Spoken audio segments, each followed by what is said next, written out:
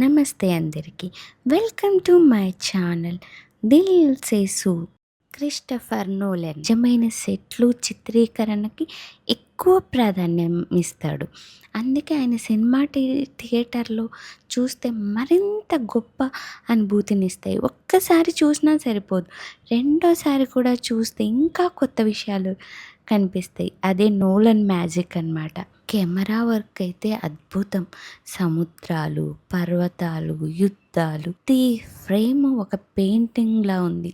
నాకైతే అంత పెద్ద స్క్రీన్ మీద చూస్తుంటే నిజంగా సూపర్ ఫీల్ వచ్చింది. ప్లస్ పాయింట్స్ ఏమంటే ఇంకా మ్యాట్ డామన్ నటన, క్రిస్టఫర్ నోలన్ దర్శకత్వం, లుడ్విగ్ సంగీతం, visual effects, emotional journey super ఉంది. బ్యాక్గ్రౌండ్ స్కోర్ అయితే ఈ సినిమాకు ప్లస్ పాయింట్. ప్రతి సన్నివేశంలో టెన్షన్, ఎమోషన్, అడ్వెంచర్ అన్నీ సంగీతం ద్వారా బాగా ఫీల్ అవుతాం మనం. ఇంకా మ్యాడ్ నటన అయితే ఈ సినిమాలో పూర్తిగా ఒడిసియస్ పాత్రలో జీవించాడు. కేవలం యాక్షన్ మాత్రమే కాదు, ఒక యోధుడి బాధ, కుటుంబాన్ని చేరుకోవాలనే తపన, బాధ్యత అన్నిటినీ చాలా సహజంగా చూపించాడు.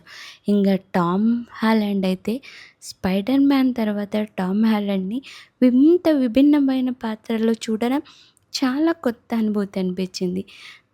తండ్రిని వెతికే కొడుకుగా అతని భావోద్వేగాలు బాగా పనిచేశాయి. స్టోరీ విషయానికొస్తే గ్రీక్ మహాకావ్యం ఆధారంగా తెరకెక్కిన ఈ సినిమాలో ఒక రాజు తన ఇంటికి చేరుకోవడానికి చేసిన సాహసయాత్రని అద్భుతంగా తీశాడు ఈ నోలన్. స్పాయిలర్స్ కాదు కానీ ట్రోజన్ యుద్ధం ముగిసిన తర్వాత గొప్ప యోధుడు ఒడిసియస్ తన రాజ్యంకి వెళ్ళడానికి ప్రయత్నిస్తుంటాడు. కానీ ఆ ప్రయాణం 1-2 రోజులది కాదు. మధ్యలో సముద్ర దేవుడు, రాక్షసుడు, మాయగాళ్ళు, దేవతలు, ప్రతి అడుగులో ఒక పరీక్ష. ఇంకొక వైపు అతని భార్య తన భర్త కోసం ఎన్నో సంవత్సరాలుగా ఎదురు చూస్తూ రాజ్యాన్ని కాపాడుకుంటూ ఉంటుంది.